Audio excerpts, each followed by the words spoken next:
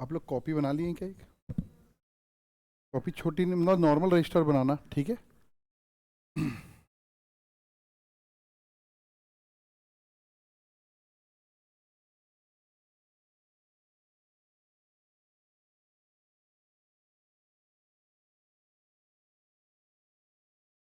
Book निकाल लीजिए।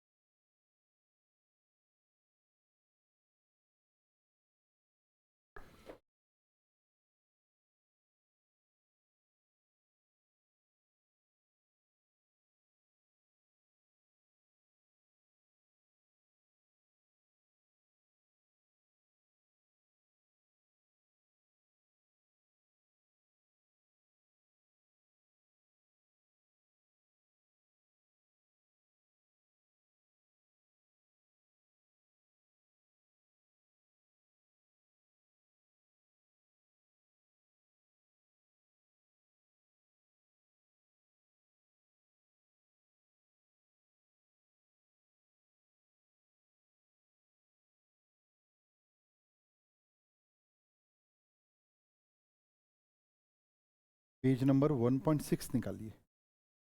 Page number 1.6 एक फॉर्मेट दिया होगा, पे बात करेंगे आज अपन, ठीक है।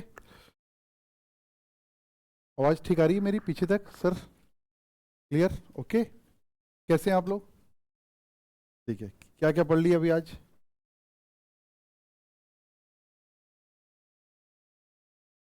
सभी पढ़ लिए मतलब? तो अब टैक्स पढ़ लेते हैं, इनकम टैक्स, ठीक है। तो welcome to first lecture of this session of post batch. तो मैं इनकम टैक्स पढ़ा रहा हूँ आपको और 50 मार्क्स। तो income tax is very interesting, शुरू से लेके चलना है, ध्यान देना है। तो मैं हेल्प करूँगा आप लोगों की, न केवल प्रोविज़न बताने में, बल्कि प्रोविज़न कैसे बना, कैसे उसको याद रखना है, क्योंकि कोई भी चीज़ अगर लॉजिक के साथ पढ़ी जाए तो नेचुरली हमारी मेमोरी में अलग ही लेवल की रहती है, सही है ना। तो हम यहाँ पर, मैं आपको केवल प्रोविज़न बताने नहीं आऊँगा, वो तो इन्फॉर्मेशन हो गई, उसके लॉजिक्स पे भी हम बात करेंगे, तो आपको बहुत अच्छे से याद रहेगा, कॉन्सेप्ट क्लियर होगा। तो कॉन्सेप्ट क्लियरेंस पे विशेष ध्यान दीजिएगा, क्योंकि सीए के एग्जाम में, इवन फाउंडेशन में भी ऐसा ही है, लेकिन इंटर में कुछ ज़्यादा ही है कि आपको कॉन्सेप्चुअली जज किया जाएगा, चेक किया जाएगा। आपने अगर क्वेश्चंस को रट लिया और थोड़ा बहुत भी चेंज कर दिया क्वेश्चन में, तो आपसे नहीं बनेगा, सही है। और अगर आप कॉन्सेप्चुअली क्लियर है और आपके क्वेश्चन में काफ़ी बदलाव भी कर दिए, तो भी आप उसको हैंडल करके आ जाएंगे। और नेचुरली हमको प्रोफेशन में चाहिए भी यही, आगे जाके हम तैयार भी वैसे ही होना है, ताकि हम कॉन्सेप्चुअली क्या रहें, क्लियर रहें। करेक्ट? समझ में आई बात? तो देखिए, इनकम टैक्स फॉर 50 मार्क्स में शॉर्ट में आपको बता देता हूं। इनकम टैक्स किसके ऊपर लगता है? इनकम पर। तो सबको पता है, सही है ना, पता है ना। इनकम टैक्स किसके ऊपर लगता है? इनकम पे। और सोसाइटी में इनकम टैक्स को कैसे देखती है, एक बार थोड़ा बात करते हैं। अगर सोसाइटी के पास, किसी के पास इनकम टैक्स का एक लेटर भी आ गया, क्या करता है सबसे पहले?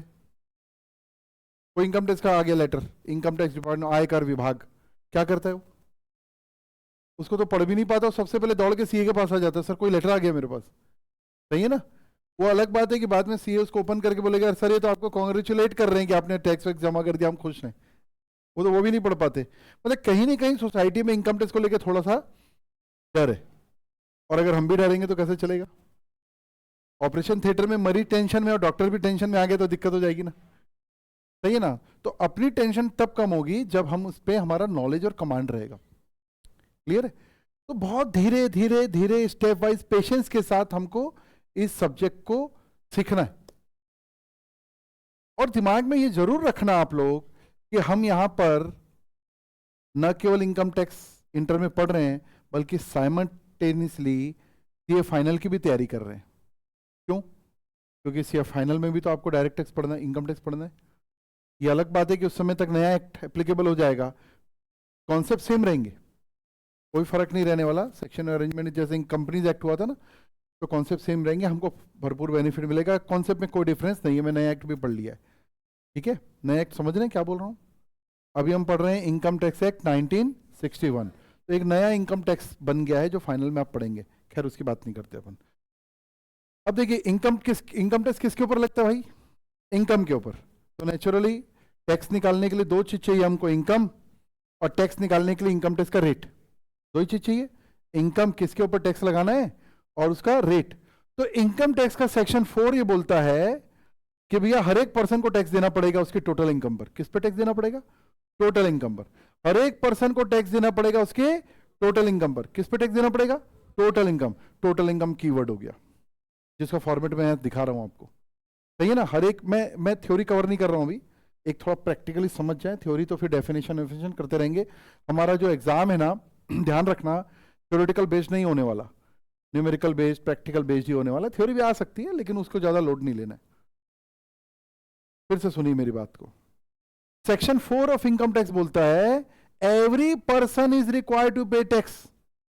और पर्सन वर्ड को डिफाइन कर दिया इन्होंने कि पर्सन वर्ड का ये मतलब मत समझ लेना भाई कि बस mister A mister be in लोग टैक्स देंगे। मैं तो कंपनी बना के रखा हूं, मैं तो पर्सन नहीं हूं। तो पर्सन को डिफाइन कर रखा है इन्होंने। Person includes company, individual, HUF, firm, company, association of person, body of individual, trust, any other artificial person. कोई भी स्टेटस नहीं छूटा इनसे, सबसे टैक्स लेके मानेंगे इन लोग। ये बात समझ में आ रही है? फिर से सुनिए, सेक्शन 4 ने क्या लिखा है?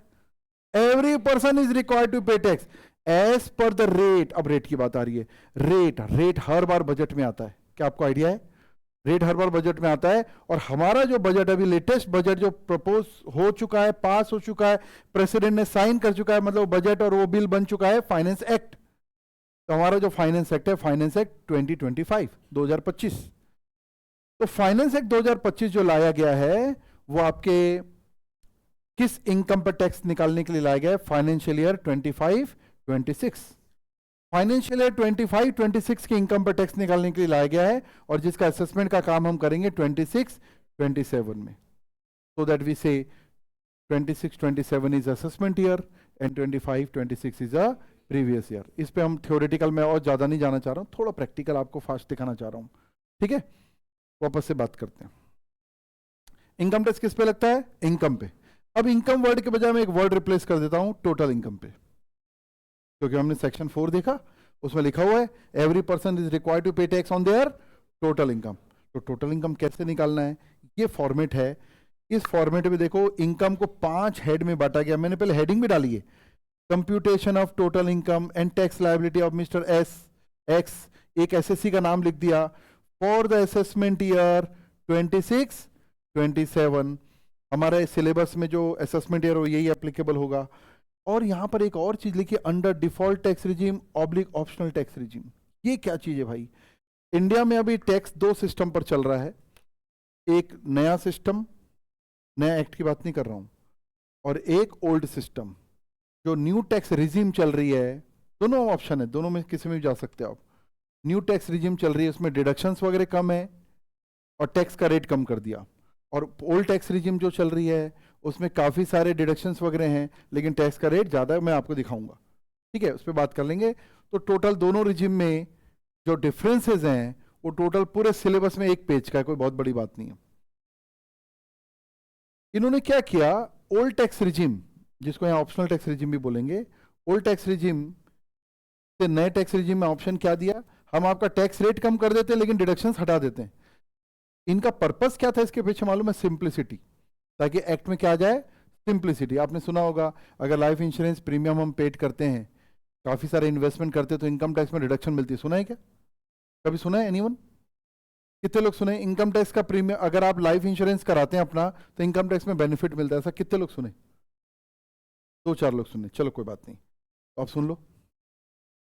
ठीक है, तो ये बेनिफिट नहीं मिलेगा किसको? जो नए टैक्स रिजीम में जाएगा, डिफॉल्ट टैक्स रिजीम में जाएगा। तो बोले यार बेनिफिट नहीं मिलेगा, मैं क्यों जाऊंगा? लेकिन वहां टैक्स का रेट कम कर दिया। खैर, इस पे अभी अपन नहीं जाते, है ना। तो ये हेडिंग हो गई। कितने भाग में बांटा इनकम को इन्होंने? 5। पहला हेड है, इसको हेड बोलते हैं, income from salary, income from house property, income from business और profession, income under the head capital gain, और इनकम फ्रॉम अदर सोर्सेस। और बाजू में जो मैंने सेक्शंस लिख रखे हैं, इनकम टैक्स में इन हेड में इनकम कैसे कैलकुलेट होती है उसके सेक्शंस हैं, इनकम टैक्स एक्ट के सेक्शंस है। ठीक है, और ये 5 हेड में मैं आपको एक एग्जांपल बताऊंगा। पांचों हेड में हमको करना क्या है मालूम है आपको?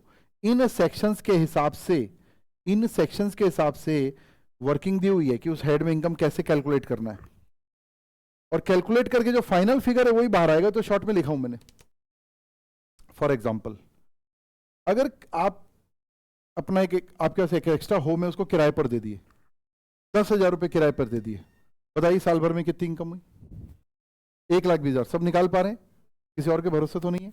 हाँ, 10,000 रुपये अगर मंथली मेरे किराए मिले तो साल की इनकम कितनी होगी? 1,20,000। कौन से हेड में आएगा? House property. ये भी एकदम सही बोल रहे हैं, हाउस प्रॉपर्टी हेड में आएगा। तो क्या हाउस प्रॉपर्टी हेड में पूरा 1,20,000 जाने वाला नहीं? उस हेड के उस सेक्शन में लिखा है अंदर में कि हम आपको 30% की डिडक्शन भी देंगे।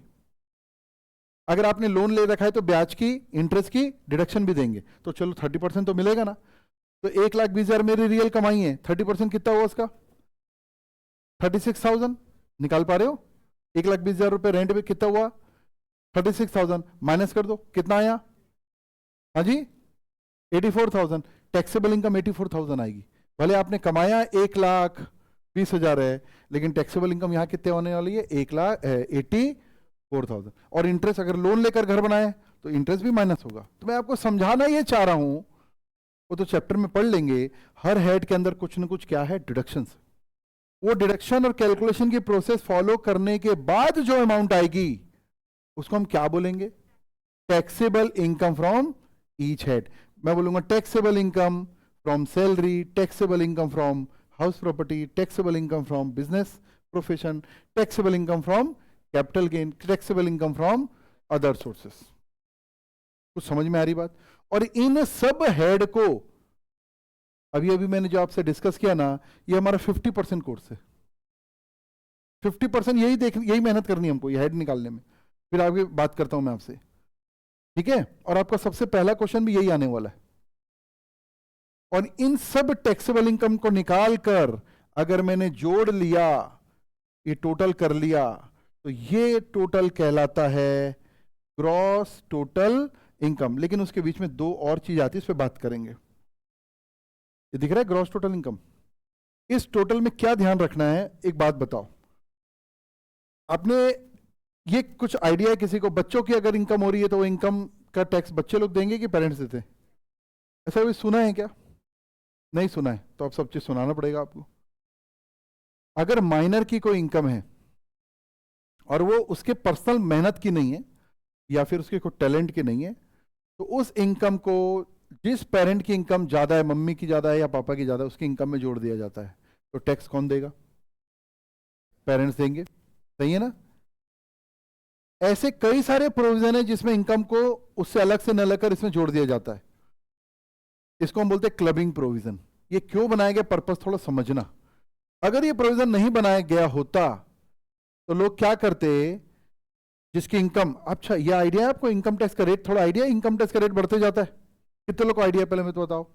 इनकम टैक्स का रेट एक नहीं है, बढ़ते जाता है, पता है ना? जैसे जैसे आपकी इनकम बढ़ेगी इनकम टैक्स का रेट भी बढ़ते जाएगा। तो मेरे पास अगर बहुत सारी इनकम है और मैं स्लैब बढ़ते जा रहा है, मैं क्या कोशिश करूंगा? अपनी इनकम को अपने फैमिली मेंबर में डाइवर्ट करने की कोशिश करूंगा, ताकि उनके ऊपर टैक्स लगेगा तो फिर से टैक्स रेट कम होगा। तो लोग क्या करते थे पहले, बच्चों के नाम से हाउस कर दिए, बच्चों के नाम से एफडी कर दिए, एफडी कर दिए तो उसका इंटरेस्ट मिल रहा है, बच्चों के नाम से घर कर दिए तो उसका किराया उसका, और बोल रहे हैं ये तो इसकी इनकम है, मेरी थोड़ी ना, ये तो इसकी इनकम है, मेरी थोड़ी ना। और वो इनकम जो हो रही है अगर उसके हैंड में टैक्सेबल हो गई तो मैं हाईयर रेट से बच जाऊंगा। क्योंकि इंडिया में प्रोग्रेसिव टैक्सेशन सिस्टम है, जैसे जैसे इनकम बढ़ेगी टैक्स का रेट भी बढ़ेगा। इसलिए लोग ये प्रैक्टिस करने लगे थे कि इनकम को क्या कर देते, डाइवर्ट। और डाइवर्ट फ्रेंड के नाम से तो करेंगे नहीं, फैमिली मेंबर पे ही करेंगे। पता लगा टैक्स बचाने के चक्कर में एसेट गई, ये भी तो कोई नहीं करेगा। मेरी बात समझ रहे हो? तो वाइफ के नाम से घर कर दिया, बच्चों के नाम से कर दिया, एफडी कर दिया, क्लबिंग प्रोविजन। भैया ऐसा सब करोगे ना तो कर लो, आपकी मर्जी, आपका पैसा है, लेकिन उस इनकम को हम आपकी इनकम में क्या कर देंगे, जोड़ देंगे। इसको क्या बोलते हैं शॉर्ट में, क्लबिंग प्रोविजन। टेक्निकली बोलते हैं income of other person included in SSC total income. मैं एसएससी हूं, मेरा असेसमेंट हो रहा है, मैं एसएससी हूं।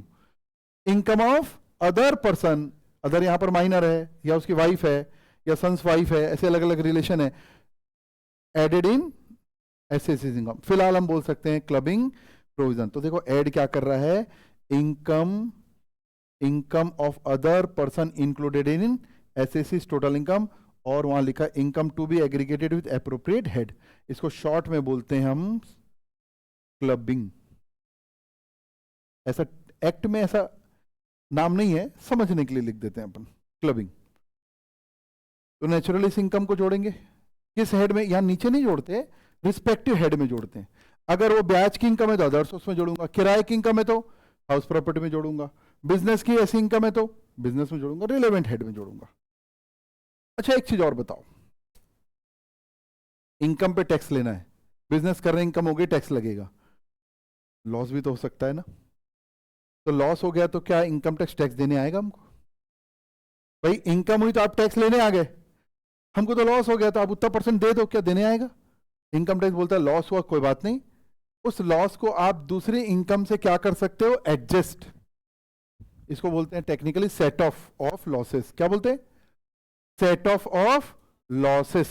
तो अगला पॉइंट वही है, क्या लिखा हुआ है देखिए, adjustment on account of set off और brought forward of losses. Set off करना या पुराना लॉस भी इस साल आएगा, एडजस्ट करना, ये सब एडजस्टमेंट, ये अलग अलग चैप्टर है, ठीक है। इन सब एडजस्टमेंट करने के बाद टोटल इनकम सबको जोड़ने के बाद क्या आ गया, ये क्या आ गया देखिए जरा, ग्रॉस टोटल इनकम। और ग्रॉस टोटल इनकम के बाद अगर आप ओल्ड टैक्स रिजिम में चल रहे हो, ओल्ड टैक्स रिजिम को और क्या बोलते हैं, ऑप्शनल। अगर आप कोई सिस्टम सेलेक्ट नहीं करते तो किस रिजिम में आ जाओगे, न्यू, जिसको बोलते हैं default, by default. Default word का समझो, आप कुछ सेलेक्ट नहीं करते तो बाय डिफॉल्ट किस में आ जाओगे, डिफॉल्ट टैक्स रिजिम, मतलब न्यू। तो डिफॉल्ट टैक्स रिजिम में यही डिडक्शन तो गायब किया इन्होंने। तो क्या लिखा देखो, डिडक्शन अंडर सेक्शन 80C से लेकर 80U, इनकम टैक्स में 80C से 80U तक काफी सारे इन्वेस्टमेंट पे डिडक्शन के बारे में बताया गया है, और ये डिडक्शन मिलेगी। और डिडक्शन अंडर सेक्शन 10AA, ये मोस्टली डिडक्शन कौन से रिजिम में मिलती है, ऑप्शनल पे। डिफॉल्ट पे पूरी गायब नहीं होती, 3 डिडक्शन यहां पर भी मिलती है, ठीक है। चलिए उस पर बाद में बात करेंगे। और ये डिडक्शन माइनस करने के बाद क्या आ गया, टोटल इनकम। ब्रैकेट में लिखा राउंड ऑफ ₹10, मतलब अगर लास्ट में 25 रुपए, 26 रुपए, 27 रुपए 5 है, उसके ऊपर आया तो उसको अपर राउंड ऑफ कर देना है, और अगर 432 आया तो उसको छोड़ देना है, नियरेस्ट आखिर में 0 आना चाहिए। चलो उसको प्रैक्टिकली देख लेंगे। क्या बताया था मैंने, सेक्शन 4। सेक्शन 4 आपको एक चीज पहले बता दूं, कोई सेक्शन याद करने की जरूरत नहीं, करेंटली हम चल रहे हैं उस समय हमको याद है, इट्स ओके। एक सीरियल नंबर मान लो उसको, क्या बोलता है, every person is required to pay tax on their total income. ये आ गया टोटल इनकम, दिख रहा है कि नहीं, ये आपका टोटल इनकम आ गया भैया। इसका मतलब एक एक इनकम में अलग अलग टैक्स नहीं निकलता, पहले पूरी इनकम को 5 क्लासिफाई करते हैं, कितने हेड में, 5 क्लासिफाई करने के बाद हर हेड की प्रोसेस करते हैं, हर हेड के डिडक्शन वगैरह माइनस करने के बाद जो फाइनल आता है उसको क्या बोलते हैं, टैक्सेबल इनकम। उन सबको जोड़ना, और अगर कोई क्लबिंग का इनकम है, किसी और की इनकम जुड़ने वाली है, या कोई लॉस एडजस्ट करने के बाद फाइनली जो आएगा उसको बोलेंगे ग्रॉस टोटल इनकम। और ग्रॉस टोटल इनकम में से माइनस करेंगे deduction if any based on certain investment contribution. एक एग्जांपल के लिए बता सकता हूं, थोड़ा आप जज कर सकें, अगर आप लाइफ इंश्योरेंस प्रीमियम देते हैं तो प्रीमियम की 80C में रिडक्शन मिलेगी। अगर आप मेडिकल इंश्योरेंस देते हैं, मेडिकल इंश्योरेंस प्रीमियम देते हैं, तो आपको सेक्शन 80D में डिडक्शन मिलेगी। अगर आपने एजुकेशन के लिए लोन लिया है और एजुकेशन का लोन का रिपेमेंट करते समय जो इंटरेस्ट देना पड़ता है उसका सेक्शन 80E में डिडक्शन मिलेगी। अगर आप कोई इलेक्ट्रिक व्हीकल खरीदते हैं, उसके लिए लोन लेकर व्हीकल खरीदते हैं, तो उसमें जो इंटरेस्ट पेमेंट करते हैं उसका सेक्शन 80EE में डिडक्शन मिलेगी, 80EB में मिलेगी डिडक्शन। अगर आप किसी अप्रूव्ड इंस्टीट्यूशंस को डोनेशन देते हैं तो आपको 80G में डिडक्शन मिलेगी। अगर आप पॉलिटिकल पार्टी को कंट्रीब्यूट करते हैं तो आपको 80GG में डिडक्शन में, GGB में डिडक्शन मिलेगी। अगर कोई हैंडीकैप पर्सन है तो उसको सेक्शन 80U में डिडक्शन मिलेगी, आखिरी सेक्शन। तो मैंने कुछ एग्जांपल्स बताए, एक भी याद मत करना, केवल आपको रेफरेंस दे रहा हूं मैं ताकि आप उसके नेचर को समझ सकें। तो समझ में आ रही बात? तो सेक्शन 80C से लेकर 80U की डिडक्शन मिल गई, क्या आ गया आपका टोटल इनकम। टैक्स किस पे निकालना है भाई, टोटल इनकम पर।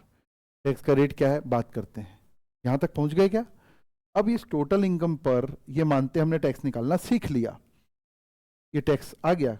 तो देखो कंप्यूटेशन और tax liability, tax on total income ये आ गया हमारा, जैसा भी हम स्लैब रेट है देख लेंगे, सीख जाएंगे, मान लेते हैं।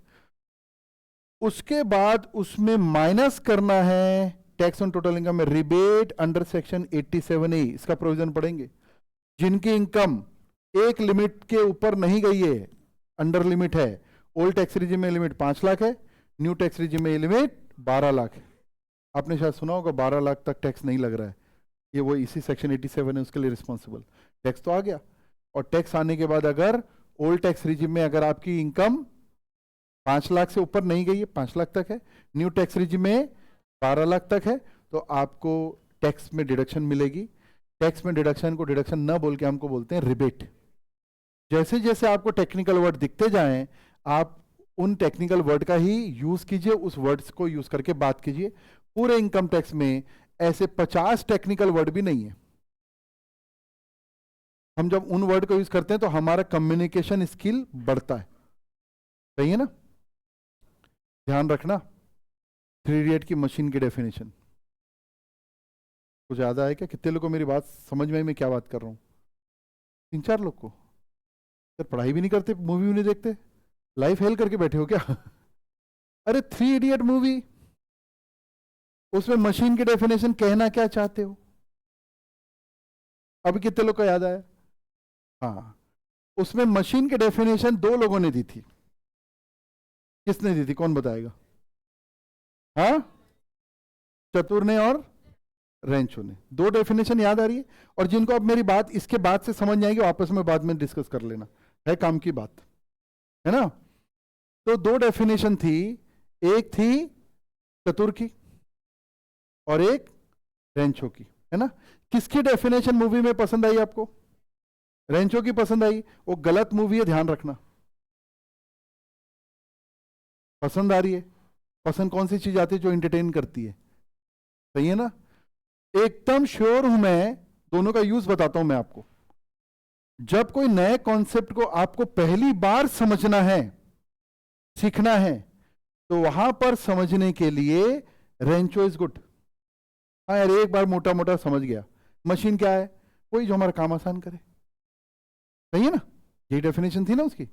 हाँ यार, मोटा मोटा समझ गए। और जब आप उसको समझ गए तो उसके टेक्निकल टर्म में पहुंच जाओ।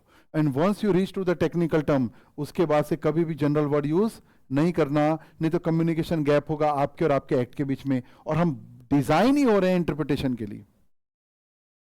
समझ में आ रही बात? अगर कोई पर्सन की डेफिनेशन को अपने मन से, पर्सन कौन है? अब मैं रेंजर से पूछूंगा भाई पर्सन की डेफिनेशन बता। अरे पर्सन क्या यार, आप हम पर्सन है, वो बच्चा पर्सन है ना। हो गया काम खत्म। अब एक पार्टनरशिप फर्म आएगी, बोले आप और हम पर्सन है, फर्म तो पर्सन नहीं है, मैं टैक्स नहीं दूंगा, because every person is required to pay tax. And firm तो पर्सन होती नहीं है, ट्रस्ट तो पर्सन होती नहीं है, कंपनी तो पर्सन होती नहीं है आपके हिसाब से, तो हम तो टैक्स नहीं देंगे। क्या चल जाएगा? नहीं, यहां गैप शुरू होगा, है ना। तो मैं आपको कुछ समझाना चाह रहा हूं। जब आप कोई नई चीज पहली बार सुन रहे हैं तो वहां पर आप जनरल वर्ड यूज कीजिए, नए एग्जाम्पल, जनरल एग्जाम्पल यूज कीजिए। यार देखो वहां ऐसा होता है, वहां ऐसा होता है, हाँ समझ में आ गया। अब उसके बाद उसके एग्जैक्ट मीनिंग के टेक्निकल टर्म पे जाइए, और जब वहां पहुंच गए, जनरल वर्ड केवल हाथ पकड़ के हमको टेक्निकल वर्ड तक पहुंचाने तक के लिए ठीक है, और जैसे ही वहां पहुंच गए तो उसको बोलो टाटा बाय बाय। अब हम बार बार यही वर्ड यूज करेंगे अगर आपको बेस्ट इंटरप्रेटर बनना है तो। Chartered accountant is actually not required to what is law, chartered accountant is required to know where is law. बाकी तो मैं पढ़ के समझ लूंगा, इस बारे में नियम कहां लिखा है, सेक्शन कहां लिखा है, एक्ट कहां लिखा है, मैं पहुंच गया, मैं इंटरप्रेट कर लूंगा फिर। लेकिन इंटरप्रेट तब करूंगा जब क्लास में इंटरप्रिटेशन करना भी सब्जेक्ट के साथ साथ सीख रहा हूं। एक रातों रात नहीं आएगा कि रोशनी आई और मेरा ज्ञान बढ़ गया, ऐसा कुछ नहीं होगा। क्लियर है पॉइंट? और वैसे भी आपको पता है रिजल्ट के दिन पास और फेल नहीं होते, उस दिन केवल पता लगता है। पास और फेल तो किस्तों में रोज हो रहे हैं हम, ठीक है। तो पेशेंस के साथ चलते जाइए, और आए हो तो भरोसे के साथ बैठो कि सर लोग जो बोल रहे, जहां आए हो हर टीचर बेस्ट, लेकिन जहां बैठे वहां भरोसे के साथ बैठो। पेंडुलम नहीं बनना। पेंडुलम बनने का मतलब समझते यार, ये बढ़िया है, ये टीचर का ये बढ़िया है, ये टीचर का ऑनलाइन बढ़िया, अब आप बन गए पेंडुलम। पेंडुलम समझते क्या? जहां पेंडुलम बने तो समझ लेना टोटल लॉस है, कहीं नहीं पहुंच पाओगे आप, ठीक है ना। चलिए अपन बात करते हैं, बैक टू कॉन्सेप्ट आते हैं। Every person is required to pay tax on total income. थोड़ा दिमाग में वापस लेके आओ तो भाई, टोटल इनकम, टोटल इनकम कैसे निकलता है? 5 हेड, शॉर्ट में बात करेंगे। 5 हेड टोटल किया, दो चैप्टर को छोड़ो, क्लबिंग और सेटअप भी छोड़ो, जीटीआई आ गया, जीटीआई बोलूं चलेगा, gross total income, GTI minus deduction total income, ये 70% कोर्स है। जैसे ही आप टोटल इनकम आ गए तो कितना परसेंट कोर्स है, 70% कोर्स हो गया आपका। और इस पे निकालना है टैक्स। टैक्स निकालने के बाद मैंने बताया था 87 की क्या मिलेगी, रिबेट। रिबेट क्या होती है, डिडक्शन इनकम में मिलता है जो 80C से 80U में मिल रहा है, और रिबेट टैक्स में मिलता है, माइनस होता है, उसको बोलते हैं रिबेट। रिबेट किसको, पैसे वालों को मिलता है कि एक लेवल से कम इनकम वालों को मिलता है? ज्यादा पैसे वाले के ऊपर तो एक्स्ट्रा टैक्स लगना चाहिए, वो है सरचार्ज।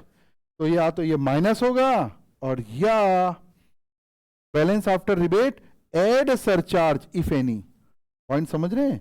और ये ऐड होगा सरचार्ज, और सरचार्ज ऐड होने के बाद, एक मिनट, ये हो गया टैक्स हो गया आपका, रिबेट माइनस हो गया, ये माइनस हो रहा है ना, माइनस होने के बाद ये टैक्स आ गया।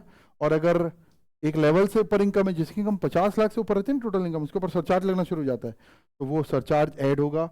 और ऐड होने के बाद जो भी फिगर आएगा, मैं यहाँ थोड़ा सा लिख देता हूं, ये ऐड होगा, है ना। ऐड होने का जो फिगर आएगा उसमें कंपलसरी हेल्थ एंड एजुकेशन नाम का एक टैक्स है, इनकम टैक्स, ये 4% ये भी जुड़ेगा। और फिर tax including health and education से, इसको टेक्निकली बोल सकते हो आप टैक्स लायबिलिटी। समझ में आ रही बात? तो क्या क्या तीन चीजें हो गई, टैक्स में रिबेट माइनस हुआ, इफ एनी, रिबेट होना जरूरी है क्या, तो मैं यहां पर लिखता हूं if any. If any, if any क्यों लिख रहा हूं, कंडीशन है भाई रिबेट मिलने की, पैसे वाले को नहीं मिलेगी, जिसकी इनकम 5 लाख या 12 लाख से ऊपर उसको नहीं मिलेगी। और सरचार्ज भी लगना जरूरी नहीं है, जिसकी इनकम 50 लाख से ऊपर नहीं गई उसको नहीं लगेगा। लेकिन कंपलसरी हेल्थ एंड एजुकेशन से तो सबके केस में लगेगा, और जुड़ने के बाद आ जाएगा हमारा टैक्स लायबिलिटी। ये टैक्स लायबिलिटी हो गई। लेकिन आपको शायद थोड़ा आइडिया होगा कि एडवांस टैक्स और टीडीएस के नाम पे कुछ सुना है कभी?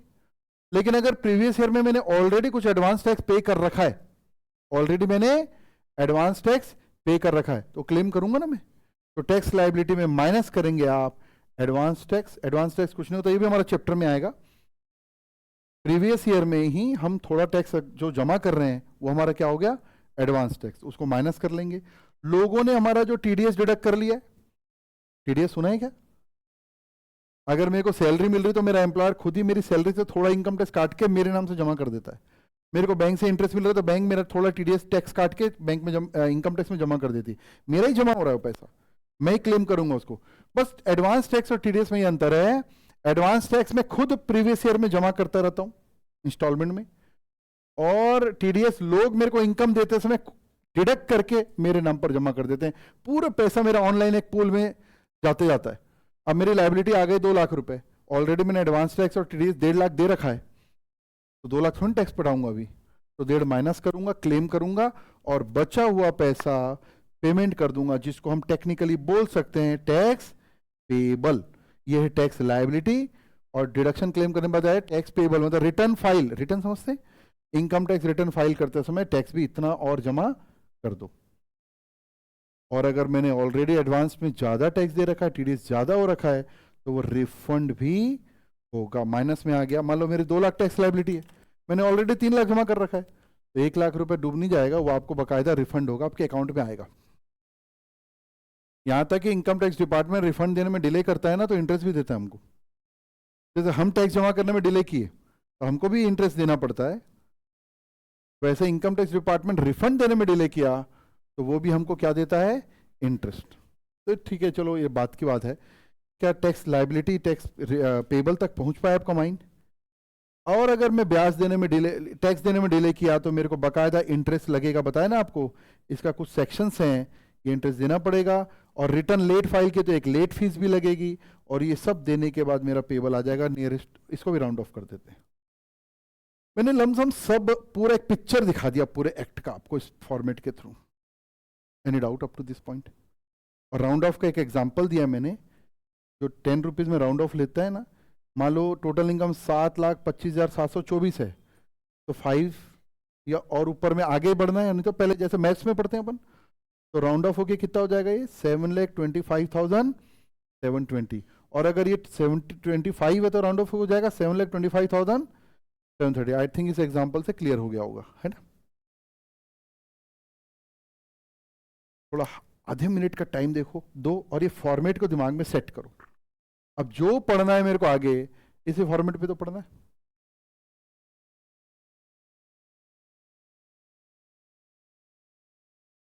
कोई रटना नहीं, केवल बस रिफर करना, रटने की कोशिश नहीं करना। वो तो आप क्या करोगे, वो तो रटाएगा अपने आप।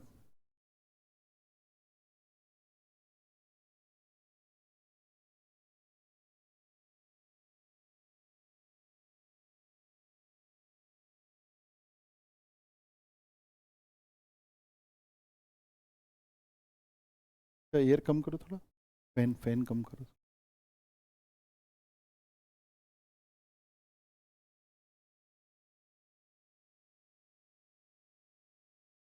रिफर कर लिए। कोई भी रॉ क्वेश्चन माइंड में आ रहा होगा, सिली से सिली क्वेश्चन आ रहा होगा, अच्छा क्वेश्चन मत पूछना, कोई सिली क्वेश्चन माइंड आ रहा होगा वो पूछना, अच्छे क्वेश्चन नहीं पूछना। एनीवन, इसको देखकर कोई भी इधर उधर का क्वेश्चन आ रहा होगा माइंड में वो बताओ, फिर बात करेंगे।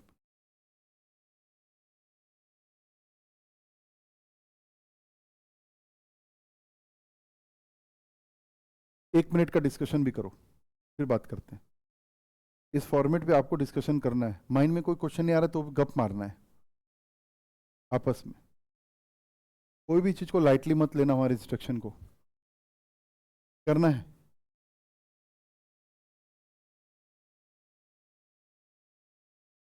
कुछ भी नहीं समझ में आ रहा है ना तो एक दूसरे को सुनाओ आप, देखो मेरे को याद है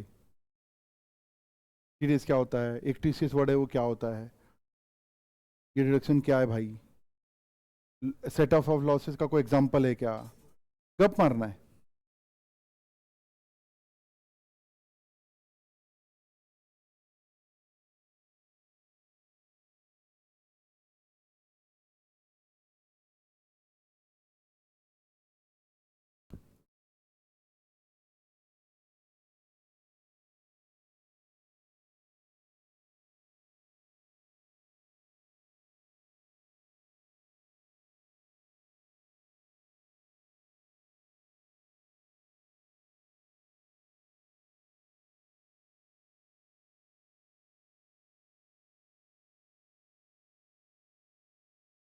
मैं ऑब्जर्व कर रहा हूँ, बातचीत होते रहनी चाहिए। कुछ बात नहीं मैडम आप लोग के पास, गप मारो। डिस्कशन चलते रहना चाहिए, लाओ कहीं से भी वर्ड। हम बोलते हैं बात मत करो तो बात करते हैं, हम बोलते हैं बात करो तो चुप बैठे रहते हो, उल्टा करना है मतलब।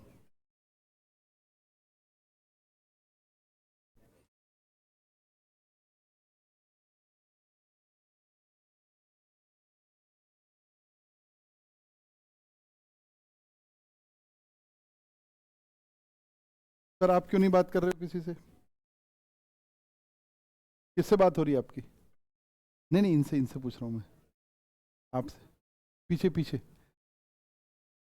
आप अकेले बैठे हो ना, आपसे ही पूछ रहा हूँ, क्यों बात नहीं कर रहे हो? कर रहे हो बात, सामने आ जाओ। प्रोएक्टिव होना पड़ेगा भाई, एक्टिव होना पड़ेगा। आपको भाव नहीं दे रहे हैं तो बेंच बदल दो। ये भी हो सकता है यार हमसे कोई बात नहीं करना चाह रहा है तो बेंच बदल दो, वो भी बात नहीं करना चाह रहा है तो और बेंच बदल दो, फिर भी कोई बात नहीं करना चाह रहा है तो अंदर अंतरात्मा में झांको, ऐसा मेरे अंदर क्या गड़बड़ है जो लोग बात नहीं करना चाह रहे हैं, कुछ तो फिर अंदर में गलती है। हाँ थोड़ा शोर हुआ, अच्छा लग रहा है मेरे को।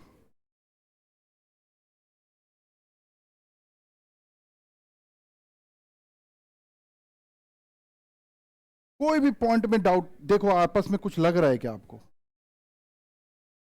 चलिए discussion close, discussion time over. अब बताइए कोई ऐसा पॉइंट है जिसमें मेरे से बात करनी है आपको, सर ये क्या है, लेकिन केवल सिली डाउट मैं लूंगा, अच्छे डाउट नहीं लूंगा। हाँ बताइए।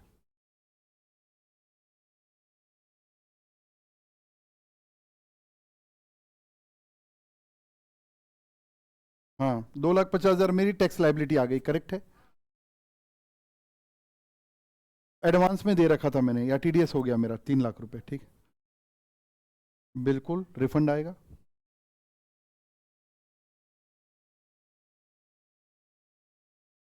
हाँ, लेकिन मैं तो आपको सिली डाउट पूछे थे, बहुत दमदार डाउट पूछ लिया आपने। बैठिए, मैं पहले इनका डाउट बताता हूँ आपको। अच्छा पॉइंट निकाला इन्होंने, और इससे अच्छे कॉन्सेप्ट बनेंगे, है ना। ध्यान रखना, एक चीज चेंज करना, धीरे धीरे आप एकाएक नहीं कर पाओगे।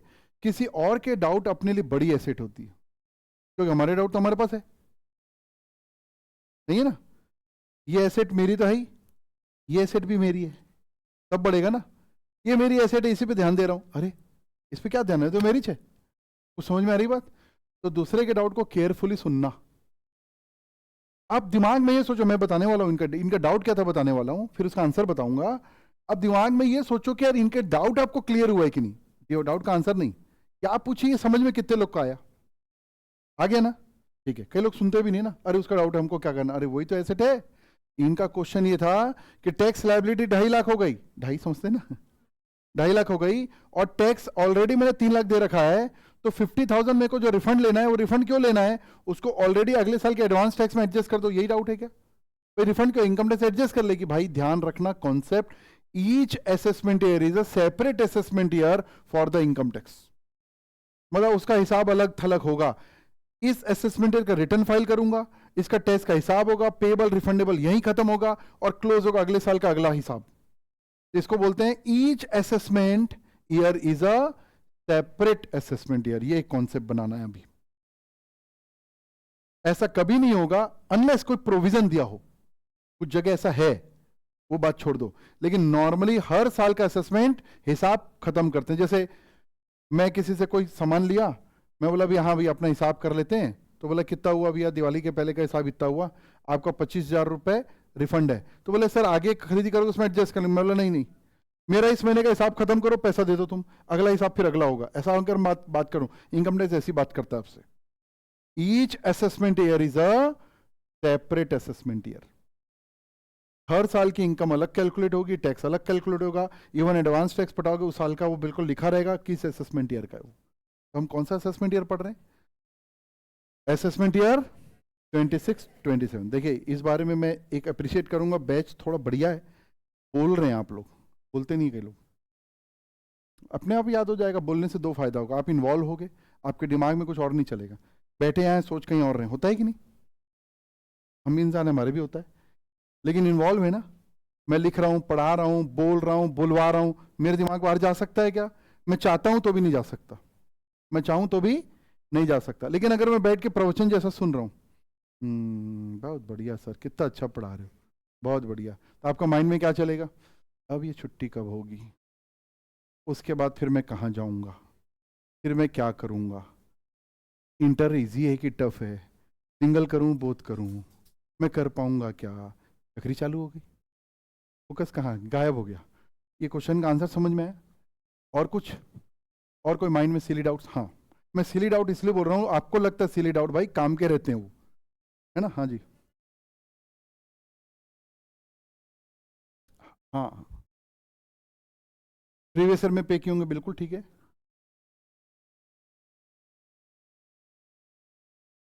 बिल्कुल ठीक है। तो आपका क्वेश्चन फाइनली ये हुआ कि जब मैं प्रीवियस ईयर में पेड कर दिया तो असेसमेंट ईयर में असेसमेंट क्यों हो रहा है, ऐसा बोल रहे हैं।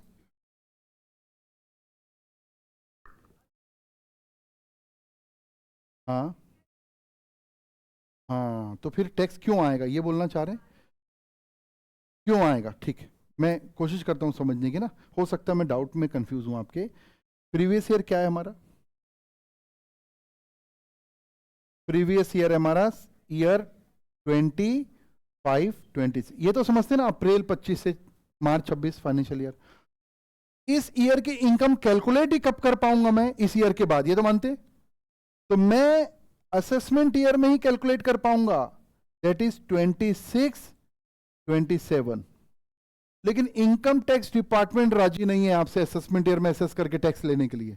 इनकम टैक्स डिपार्टमेंट बोलता है भैया आपका इनकम टैक्स आएगा तो सही ना, तो आप एस्टिमेट करके इस साल के टैक्स को एस्टिमेट करो और इस साल पेमेंट करना शुरू कर दो। 4 इंस्टॉलमेंट दे दी उन्होंने हमको, पॉइंट समझ में आ रहा है, इस साल पेमेंट करना शुरू कर दो। तो क्या ये एक्चुअल टैक्स हो सकता है क्या, पहली इंस्टॉलमेंट 15 जून को आ जाती है, तो क्या 15 जून को मेरे को पता लग जाएगा, इसके 15 जून को पता लग जाएगा मैं 25-26 में कितना कमा लूंगा? तो ये एस्टिमेट बेस पर आपसे टैक्स मांग रहे हैं, तो हम टैक्स देते जा रहे हैं। तो मेरे को मान लो मैंने यहाँ पर लगा यार मेरी इनकम इतनी होनी चाहिए, इतना टैक्स आना चाहिए, मैंने यहाँ पर 1 लाख रुपए जमा कर दिया धीरे धीरे करके। अब जब मैं रियली में 26-27 में गया तो मैंने इसकी पूरी बुक्स क्लोज की, और बुक्स क्लोज करके प्रॉपर अकाउंटिंग करके इनकम निकाली, तो मैंने देखा यार मेरा टैक्स तो 1.5 लाख रुपए आ रहा है, हो सकता है कि नहीं? तो ये 1 लाख रुपए जब आप टैक्स जमा करेंगे तो ये असेसमेंट ईयर 26-27 ही कहलाता है।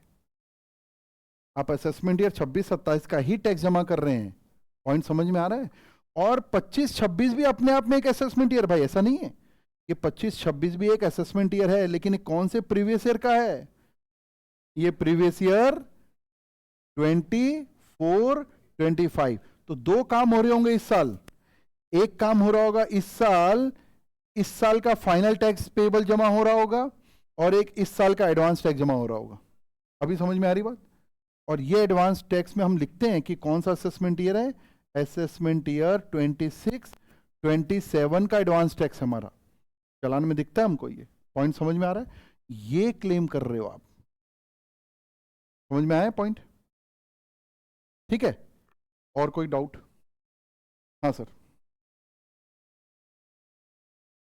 हाँ, इनकम फ्रॉम अदर सोर्सेज का एग्जांपल पूछ रहे हैं। 5 हेड है, उसमें से आखिरी हेड है इनकम फ्रॉम अदर सोर्सेज में। 5 हेड के एक बार रिकॉल करते हैं ना, फिर इनका क्वेश्चन लेते हैं। सैलरी, हाउस प्रॉपर्टी, लाइन से house property, business profession, capital gain, और फिर अदर सोर्स। अदर सोर्सेज क्यों बनाया इनकम टैक्स का इंटेंशन समझना ना, तो समझ में आ रहा है इंटेंशन? भैया 4 हेड तो स्पेसिफिक है, देखो ना, सैलरी मैं नहीं बताऊंगा तो भी पता है इनकम का नेचर, मैं कहीं जॉब करता हूं तो सैलरी। हाउस प्रॉपर्टी, किराए की इनकम दिमाग में आ रहा होगा। बिजनेस प्रोफेशन, और कैपिटल गेन। कैपिटल गेन समझ में आता है? कैपिटल नेचर की इनकम। मैंने कोई बिल्डिंग किराए पे दी तो HP head, house property head, और बिल्डिंग ही बेच दी तो 25 लाख में खरीदा 30 लाख में बेच दिया, ज्वेलरी खरीदा बेच दिया, जमीन खरीदा बेच दिया, ये कैपिटल गेन। समझ में आ गया? क्या इनकम को 4 हेड में बांटा जा सकता है केवल? क्या और कोई इनकम नहीं हो सकती? हजारों टाइप की इनकम हो सकती है भाई। तो उन्होंने एक नया हेड लिखा और उसका नाम क्या कर दिया? Other sources. क्यों लिखा? अगर ऐसा नहीं लिखते, सब स्पेसिफिक लिखते, तो कोई आप ऐसी इनकम कमाते जो उन किसी हेड में नहीं आ रही, बोलते हम तो टैक्स ही नहीं देंगे। तो अदर सोर्सेज में कौन सी इनकम आती होगी? जो ऊपर की 4 हेड में नहीं आती। तो जिस इनकम का कोई नहीं होता उसका आजकल अदर सोर्स होता है ना? तो अदर सोर्स में अब इनका क्वेश्चन लेके आते हैं। ये समझ में आ गया? 5वां हेड में कौन सी इनकम आती है जो चारों हेड में नहीं आ रही है, वो यहां आएगी। इनका क्वेश्चन ये है कि सर उसका कोई एग्जांपल बताइए। कोई और बता सकता है कि इधर से इधर? आप लोग में से कोई बता सकता है? हाँ सर।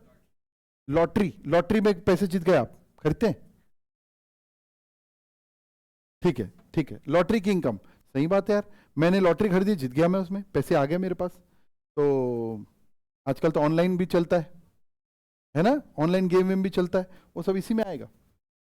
चलते हैं हम लोग, उसमें बाद में बात करेंगे, ठीक है?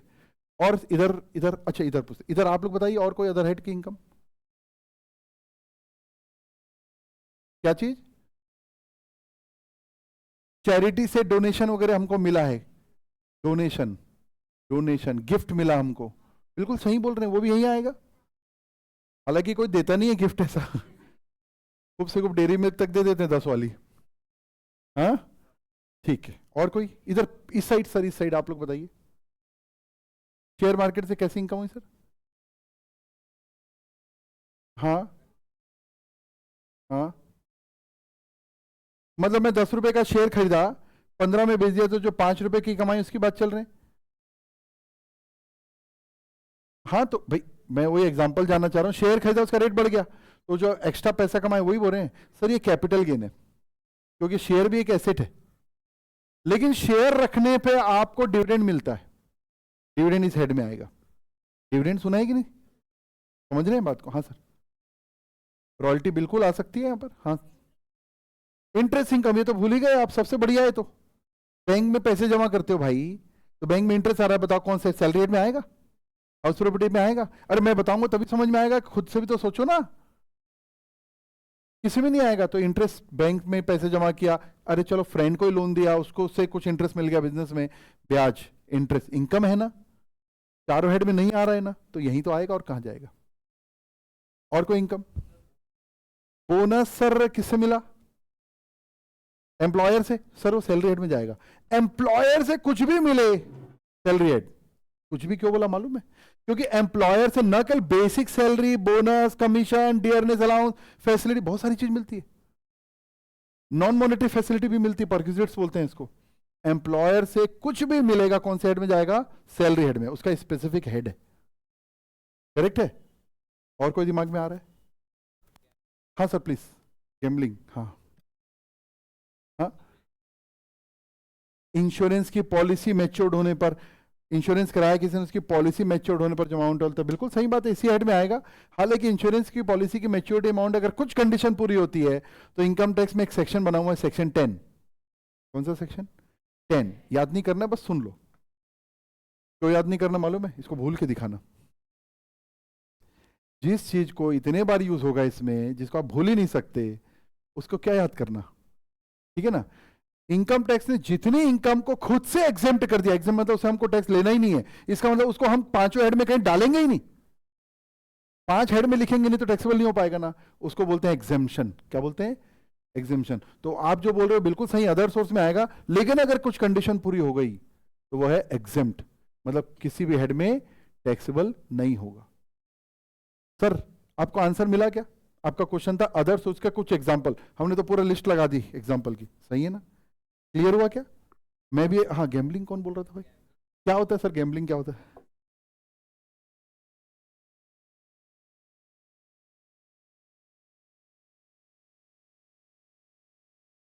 हाँ देखो भैया, सीधी सी बात है, बोल सही नहीं है ना, लेकिन सब एक्टिविटी में इन्वॉल्व नहीं होना है।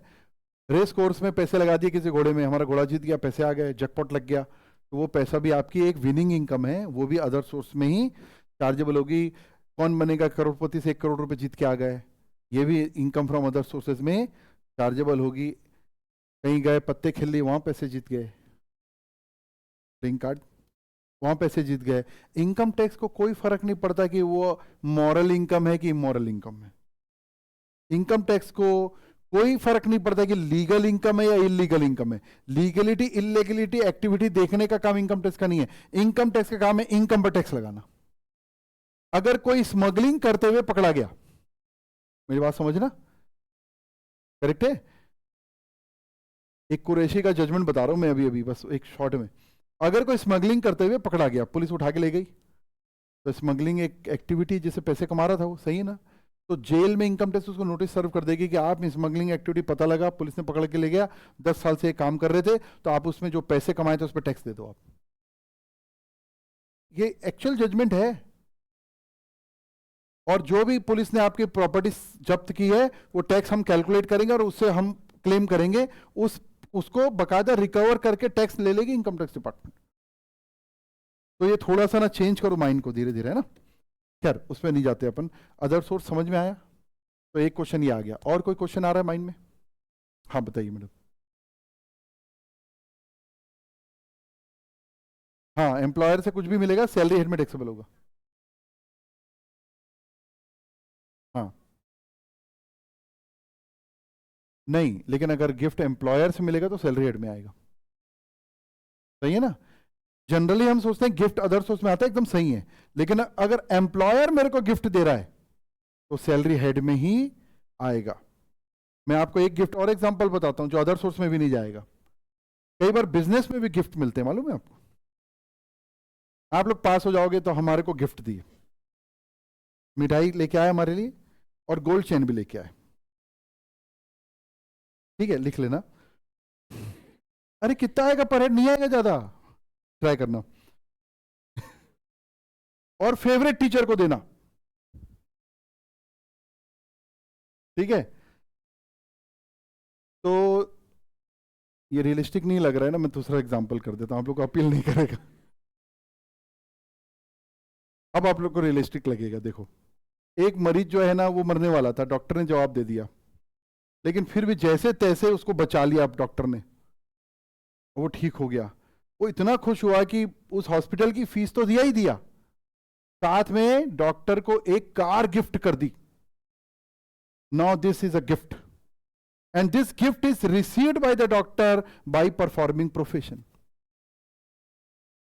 उसको ऐसे गिफ्ट नहीं मिला, अपना बिजनेस या प्रोफेशन परफॉर्म करने के कारण गिफ्ट मिला।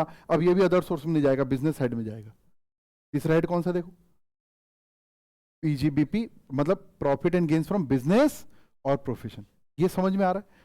अब बिजनेस का एग्जांपल देता हूं। आपके यहाँ किसी का कोई एजेंसी का काम है क्या? किसी क्या काम है सर? काय का एजेंसी? हाँ, नहीं, क्या प्रोडक्ट क्या है? अच्छा, ये सर गिफ्ट आता होगा आपको बहुत, है ना? फॉरेन ट्रिप भी आता है क्या? एक दो बार आया ना? ये पीजीबीपी की इनकम, बिजनेस की इनकम है आपकी, ध्यान रखना। क्योंकि ये जो गिफ्ट मिली है ना कंपनी से आपको टारगेट पूरा करने पर, कई और कोई एजेंसी वाले कोई है क्या काम है? टू व्हीलर, इन लोग कुछ नहीं देते, आते हैं टारगेट पूरा करने पे आते हैं। तो वो जो गिफ्ट आता है ना, वो आपके बिजनेस हेड में, बिजनेस में चार्जेबल है, अदर सोर्स में नहीं है। कहाँ चार्जेबल है? बिजनेस में। और गुटका उटका वाले हैं क्या कोई? सबसे ज्यादा गिफ्ट इन्हीं लोग देते हैं। अच्छा मत बताओ, चलो कोई बात नहीं। और कोई एजेंसी? हाँ सर, काय की एजेंसी? क्या होलसेल? तो इनसे आते हैं गिफ्ट वगैरह? किस टाइप के गिफ्ट आते हैं सर? हाँ, क्या मिलता है उसमें? गोल्ड कॉइन वगैरह कुछ ऐसा? कॉइन्स में मिलते हैं। तो ये जो कॉइन्स आ रहे हैं क्या है? ये गिफ्ट है ना, अदर सोर्स में नहीं जाएंगे, सैलरी रेट में भी नहीं जाएंगे, क्योंकि ना तो एम्प्लॉयर से मिले, क्यों मिले? बिजनेस करने के कारण मिले, तो बिजनेस में इनकम चार्जेबल होगी। और इन दोनों में नहीं हुई तो फिर तो जिसका कोई नहीं होता उसका आजकल खुदा नहीं है, जिसका कोई नहीं होता उसका अदर सोर्स है। थोड़ा स्टेटमेंट बदलो, नए पैटर्न पे आओ। तो समझ में आ रही बात? और कोई डाउट? अब मैं जब आपसे पहले डाउट पूछा तो एक भी जन नहीं बोल रहा था। फिर मैंने आपके 2 मिनट के डिस्कशन बोला, आप लोग गप मारो। फिर मैंने आपसे डाउट पूछा और सिली डाउट बोला, लेकिन डाउट तो अच्छे अच्छे पूछ डाले आप लोग। इससे आपको यह समझना चाहिए कि your discussion is very important. आपका माइंड एक्टिव होता है। तो समझ रहे हैं? पढ़ा तो दूंगा यार मैं, लेकिन कैसे पढ़ना सीख जाओगे ना तो कम एफर्ट में अच्छे नंबर लेके आओगे। ऐसा नहीं रहेगा यार एग्जाम दे दिया बाबा, 2 नंबर और मिल जाएगा तो पास हो जाऊंगा, 5 और मिल जाए, ऐसा ना बैगर टाइप के नहीं रहेंगे अपन। हाँ भाई तेरा एग्जाम हो गया, देख लेना बाकी। ये वाला कॉन्फिडेंस तब आएगा जब आप शुरू से एक अच्छा ग्रुप बनाकर डिस्कशंस करेंगे। ध्यान रखना, आपकी सेल्फ स्टडी और आपका ग्रुप डिस्कशन ये इतने प्रीमियम प्रोडक्ट है कि हमारा टीचिंग वाला पुअर प्रोडक्ट इसके आगे कहीं नहीं लगता। अगर हम जो टीचिंग कर रहे हैं कितनी भी अच्छे से पढ़ा लें, कुछ भी समझा दें, वो यहां है तो आपकी सेल्फ स्टडी और ग्रुप डिस्कशन यहां पर है। सर मैं सेल्फ स्टडी तो कर लेता हूं, ग्रुप डिस्कशन नहीं करता, मैं इंट्रोवर्ट हूं। अगर आपको ऐसा लगता है तो ब्रैकेट में फूल भी लिख लेना। क्या लिख लेना? फूल, मतलब हिंदी में मूर्ख। इंट्रोवर्ट होना है, आप हो, ये ट्रू हो सकता है, लेकिन ये सही नहीं है। तो क्या करें सर? अभी तक तो हम ऐसे थे, तो अभी तक जैसे थे वैसा होना जरूरी नहीं है। अपने आप को धीरे धीरे क्या करो? कन्वर्ट, चेंज करो। कैसे चेंज करना है? शुरू करो, बात शुरू करो। आप गप भी मारोगे ना तो भी पढ़ाई की बात होगी, क्योंकि इतने घंटे हम यहां पर बैठाएंगे आपको कि आपके माइंड में गप के लिए भी थॉट प्रोसेस इसी का ही आएगा। समझ में आ रही बात? क्रिकेटर्स गप मारते होंगे तो क्या करते होंगे? जोक भी क्या सुनाते होंगे? सोचो, क्रिकेट का ही जोक सुनाते होंगे। डॉक्टर्स आपस में कैसे जोक करते होंगे? डॉक्टर्स जो बैठते होंगे, अरे यार वो मरीज का जो है ना, ये उसका पेट तो खोल दिया था मैं, फिर वो एक ऑर्गन देखा यार, वो समझ में नहीं आया, फिर मैं फोन किया, वीडियो कॉल पे भी दिखाया अपने कलीग को, ये क्या होगा, फिर उसका किया, बच गया, जहाँ चले जाता हो। तो उनकी बात ऐसी होती होगी ना। बाद में बाहर आके बोलते हो हाँ ऑपरेशन इज सक्सेसफुल, और जाते समय बोलते हो भाई रिस्क तो है, यहाँ साइन कर दो। रिस्क तो क्या है? खांसी भी हो जाएगी तो मरने का रिस्क रहता है। पॉइंट समझ में आ रहा है? तो उनका डिस्कशन कैसे होता है? जो आप जिस चीज में इन्वॉल्व रहोगे ना, आप उसमें गप मारो, कोई दिक्कत नहीं है।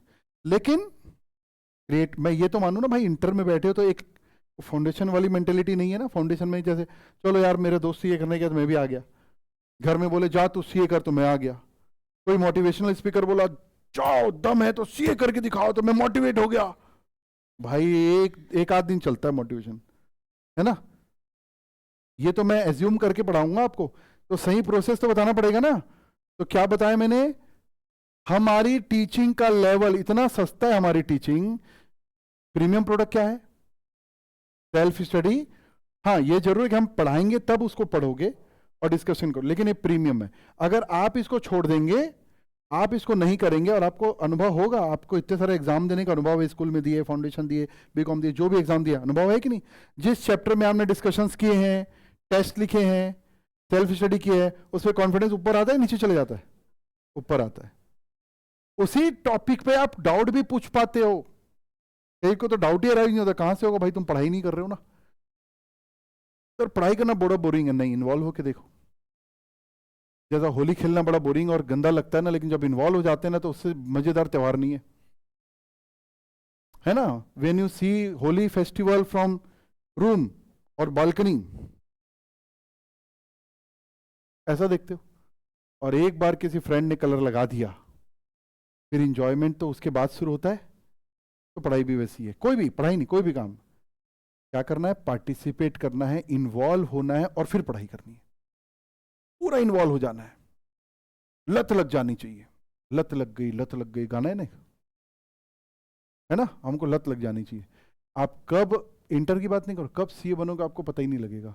ध्यान रखना भैया, this is the first exam, professional exam. Foundation first professional exam नहीं है। फाउंडेशन तो एक क्वालिफाइंग लिमिट होती है ना, कि हाँ भाई देखो सीए के लायक हो कि नहीं हो। और ये भी मत समझना कि मेरा फाउंडेशन हो गया अब तो मैं निकाल ही लूंगा, ये दोनों मिस्टेक है, दोनों मिस्टेक है। कोई बहुत हार्डवर्क करने की जरूरत नहीं है, डिसिप्लिन में रहने की जरूरत है, ठीक है। चलिए ओके, तो आपका डिस्कशन हो गया। तो क्या क्या बताया अभी तक में, 2 मिनट और लूंगा, 10 मिनट मेरे को लेट मिली ना भाई क्लास, 10 मिनट एक्स्ट्रा पढ़ा दी ना आज, 1 से 2 था मेरा टाइम। हाँ जी भाई, तो मैंने क्या बताया अभी तक आपको आज, मैं आपको सेक्शन 4 में ये बताया, इनकम टैक्स में लिखा है every person is required to pay tax on their total income. तो भाई टोटल इनकम कैसे निकालते बताओ। इनकम को 5 हेड में क्लासिफाई किया जाएगा, हर हेड में डिडक्शंस एग्जेम्पशन वगैरह माइनस करके टैक्सेबल इनकम निकाली जाएगी, और सबको जोड़ दिया जाएगा। और अगर कोई लॉस है या क्लबिंग इनकम है, किसी और की माइनर वगैरह की इनकम है जो प्रोसेस में आती है, उसको जोड़ा जाएगा, एडजस्ट किया जाएगा। क्या आ गया, gross total income. Gross total income में माइनस होगा डिडक्शंस 80C से लेकर 80U, और आ गया टोटल इनकम। और इस टोटल इनकम में टैक्स निकालेंगे, रेट मैंने बताया नहीं, बता दूंगा आपको कल। टैक्स निकाल लेंगे, और टैक्स में अगर आपकी इनकम 5 लाख या 12 लाख से ऊपर नहीं है तो आपको 87 की रिबेट मिलेगी। कंडीशन पढ़ाए नहीं, पढ़ाऊंगा आपको। माइनस करने के बाद जो अमाउंट आएगी, हाँ नहीं रिबेट मिल गई तो सरचार्ज नहीं मिलना, नहीं लगना, है ना। और या तो अगर आपकी इनकम 50 लाख से ऊपर चले गई तो एक्स्ट्रा टैक्स लगेगा, सुपर रिच टैक्स बोल लो, कई कंट्री में सुपर रिच टैक्स बोलते हैं, हम लोग सरचार्ज बोलते हैं। तो सरचार्ज लगेगा, और सरचार्ज जुड़ जाएगा। उसके बाद जो अमाउंट आएगा उसमें एक कंपलसरी टैक्स लगेगा, जिसको बोलते हैं हेल्थ एंड एजुकेशन सेस। ये हेल्थ एंड एजुकेशन गवर्नमेंट अभी अलग अलग नाम से ले रही है, हमारे लिए तो टैक्स है। गवर्नमेंट बोलती है पैसे को हम हेल्थ में खर्चा करते हैं, एजुकेशन में करते, भगवान जाने कहाँ खर्चा करते हैं, लेकिन लगता ही कंपलसरी, हर किसी को लगता ही। और फिर जो टोटल आ गया वो टैक्स लायबिलिटी हो गई। अब पूरा पूरा जमा करना है, क्या भाई ऑलरेडी आपने कुछ दे रखा है तो माइनस करके बाकी का टैक्स पटा दो। रिटर्न फाइल करते समय, रिटर्न का फाइल होता है, इनकम टैक्स का रिटर्न का फाइल होता है, असेसमेंट ईयर में होता है, कोई ना कोई ड्यू डेट होगी उसकी, कौन से ईयर का टैक्स दे रहे हो, प्रीवियस ईयर का टैक्स दे रहे हो। तो we work in assessment year. हम ये टोटल इनकम कैलकुलेट कर रहे हैं, टैक्स कैलकुलेट कर रहे हैं, इस पूरी प्रोसेस को क्या बोलते हैं, process of assessment. Total income निकालना, टैक्स निकालना, इस पूरी प्रोसेस को क्या बोलते हैं, प्रोसेस ऑफ असेसमेंट। और जिसका ये काम करते हैं उसको बोलते हैं एसएससी। जिस ईयर में ये जमा करते हुए काम करते हैं उसको बोलते हैं असेसमेंट ईयर। जो ऑफिसर इसको चेक करता है उसको बोलते हैं असेसिंग ऑफिसर। समझ रहे हैं, SSC assessing officer, process of assessment, assessment year. Word समझ में आ रहा है। और ये सब काम किसके लिए कर रहे हो, पिछले साल के लिए कर रहे हो, सही है कि नहीं, इसलिए उसका नाम पड़ गया previous year. This is the concept of previous year assessment year in our syllabus. Which assessment year will be in our exam? Assessment year 26, 27 और थोड़ा एडवांस टैक्स। तो मैंने ना 70% कोर्स का आउटलाइन कर दिया, हो सकता है कुछ चीजें समझ में नहीं, कोई बात नहीं, टैक्स क्रेडिट अपन देखेंगे इस पे, है ना। तो क्या करना है, तो आज की पूरी क्लास का क्रक्स बता रहा हूं, कुछ चीजें नोट करते रहना। कॉपी लाए हो ना, कॉपी के पीछे बैक साइड निकालो पीछे। और स्टडी के अलावा कोई भी ऐसी बात जो आपको अपील करती है कि यार ये मेरे को करना है, उसको लिखना है, भले क्लास में, आज तो मैं प्रैक्टिस के लिए आपको बताने के लिए लिखा रहा हूं, है ना। ये क्लास के बाद जो चीज अपील करती है लिखना है। अच्छा खाना खाते हैं तो भी भूख लग जाती है, तो ऐसे अच्छी बातों को भी रिवाइज करने की जरूरत पड़ती है, भूलना नहीं। तो आप आज के क्लास का एक्स्ट्रा ज्ञान में लिख लेना, सेल्फ स्टडी, डेट के साथ लिखना, self study and group discussion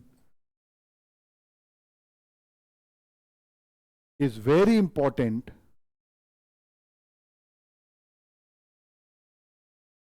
to clear this exam. जिस भी टीचर से पढ़ाई के अलावा कोई भी एक्स्ट्रा चीज सीखने मिले आपको, उसी की कॉपी के बैक साइड में डेट वाइज लिखना है और समय समय पर उसको देखते रहना है। कुछ समय बाद आपको वो पॉइंट अपील करेगा। अभी तो मैंने लिखाया, आपने लिखा, आपने फील थोड़ी नहीं किया। कुछ समय बाद जिस दिन आपको अपील करेगा उसमें एक टिक करना। दूसरे बार लगे नहीं यार ये तो बहुत सही बात है यार, इसके बिना ये चैप्टर में ध्यान नहीं दिया, इस चैप्टर में ध्यान दिया, मेरे को बहुत, फिर दूसरा टिक करना। इससे वो लाइन आपकी हो जाएगी। और जब भी लिखोगे नीचे 2 लाइन की जगह छोड़ना, क्योंकि तो मैंने लिखा है ना, हो सकता है आप इसको कुछ अलग ढंग से समझो, उसके नीचे कुछ और लिखो। तो ऐसा हर टीचर से आपने कुछ ना कुछ एक्स्ट्रा सीख लिया। तो मेरे को इस क्लास में न केवल इंटर क्लियर करना है, बल्कि इतने सारे टीचर्स आ रहे हैं, इतने साल से पढ़ा रहे हैं, उनसे बाकी चीजें भी सीख कर निकलना है। कॉमर्स वाले स्टूडेंट है, अपन ध्यान रखना, हम जहां 10 रुपए डालते हैं वहां से 20 रुपए निकालने की कोशिश करते हैं, सही है ना। ROI समझते हैं कि नहीं। तो आपने यहां पर अगर फीस दी है तो मैक्सिमम बेनिफिट लेके जाना है, स्टडी भी अच्छी करना है, अपने आप को डिसिप्लिन भी सीखना है, अदर चीजें भी सीखना है, सोचने का नजरिया भी सीखना है। ये ऐसे आएगा, नहीं तो सुनोगे भूल जाओगे। ध्यान रखना, अच्छी चीजों को भी रिवीजन जरूरी है। एक दिन पूरी जब क्लास खत्म हो जाएगी तो ये आपके पीछे के जो अलग अलग कॉपी के नोट्स है उसको एक जगह लिख लेना, और उसमें जो ज्यादा टिक वाले वो आपके पर्सनलाइज नोट्स हो जाएंगे। क्योंकि मैंने अपने लाइफ में जो अनुभव किया, जरूरी थोड़ी ना आपके काम पूरी तरीके से आए, मॉडिफिकेशन के साथ आ सकता है।